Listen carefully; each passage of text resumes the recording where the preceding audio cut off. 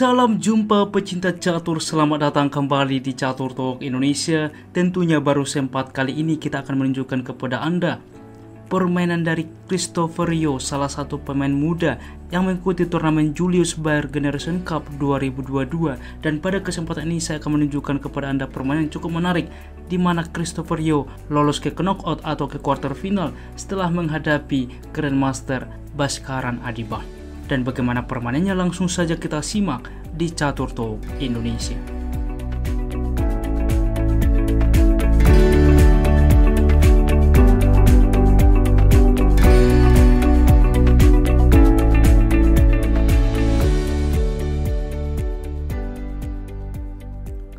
Baiklah teman-teman, di sini Christopher Yo melangkah dengan kuda ke F3 yang memilih pembukaan rete, di mana pembukaan ini sangat mudah direposisi ke depan menjadi pembukaan yang lain. Pion ke F5 dipilih langsung juga pertahanan variasi Dutch. Pion ke D3 lalu D6, di mana ke depan mensupport pion ke E5, dilanjutkan E4 lalu E5. Maka kuda ke C3 aktif, kuda ke C6 lalu D4 mengambil inisiatif menawarkan pertukaran pion pusat. Maka pion F memukul pion E, kuda menerima kembali, dan D5 kembali mengancam kuda. Kuda ke C3 dan E4 saat ini mengancam kuda. Dan apa yang harus dimainkan di sini? Putih memilih kuda mundur ke G1. Percaya atau tidak, ini juga langkah baru atau langkah novelty, di mana setelah langkah ke-8 ini kita memiliki partai yang baru. Sebelumnya teman-teman, di permainan masa lalu justru kuda ke pusat bergerak ke E5 pernah dimainkan. Pertukaran terjadi di mana gajah dapat aktif ke depan. Di sini C6 juga salah satu opsi, di mana ke depan pion melaju ke F3 ini pernah dimainkan. Namun rupanya Christopher Yo langsung juga memilih kuda mundur ke G1 bermanuver ke depan ke petak E2, maka kuda ke F6, gajah ke G5 langsung mengepin kuda. Di sini gajah ke B4 juga mengepin kuda, dan kuda ke E2 aktif. Permainan dilanjutkan dengan pion ke H6 mengancam gajah, gajah mundur ke H4, rokade, lalu A3 juga menantang gajah. Gajah mundur ke E7, maka pion ke H3 mengontrol petak penting G4, gajah ke E6 berlanjut, dan menteri ke D2 mungkin ke depan mempersiapkan rokade sayap menteri. Dan ketika rokade secara berseberangan, maka permainan ke depan pun akan berlangsung cukup alot dan juga cukup agresif.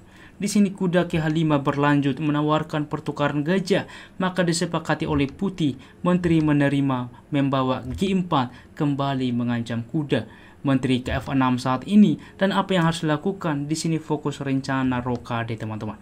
Sebelumnya saya akan menunjukkan kepada Anda apabila dicoba dalam posisi menerima pengorbanan kuda, misalkan masalahnya inilah yang dipancing oleh hitam dengan menteri memukul pion lemah F2 skak.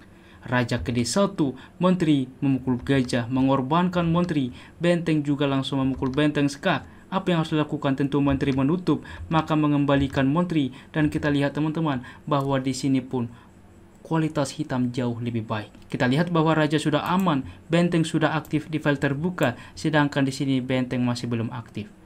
Untuk itulah teman-teman, kita kembali. Sehingga di dalam pos ini dipilih rokade fokus mengamankan raja terlebih dahulu, sehingga kuda menyelamatkan diri ke F4 menawarkan kuda. Kuda ke G3 menolak. Saat ini bahwa pion melaju mengontrol petak penting B5 salah satu opsi, dipilih kuda ke G6 langsung, maka kuda memukul pion teman-teman. Inilah bagaimana pemikiran Grandmaster muda Christopher Yo, ia dapat menemukan kombinasi ini. Lihat teman-teman bahwa ia memilih kuda memukul pion E4 mengancam menteri, sehingga pengorbanan diterima, membawa D5. Kombinasi cukup sederhana bagaimana ia dapat mengambil keuntungan.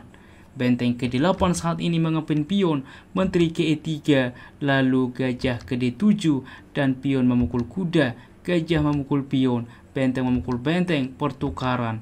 Dalam posisi ini bahwa gajah aktif untuk juga tempo skak membuka akses benteng. Salah satu opsi di sini gajah ke G2 terlebih dahulu mengancam pion. Di sini benteng ke F8 dan kuda juga langsung memukul pion pusat mengancam menteri mensupport pion.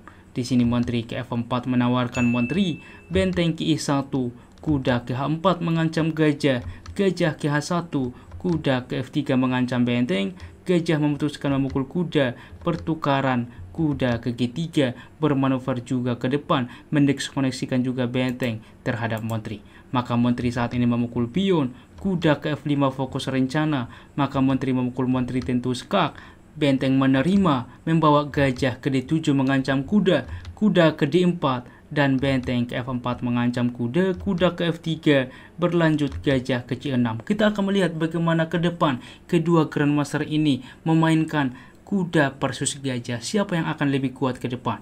Kuda ke E5 berlanjut mengancam gajah, benteng ke E4 menawarkan benteng, raja ke D2 di mana sekaligus mensupport benteng, sekaligus juga ikut membantu permainan ke depan.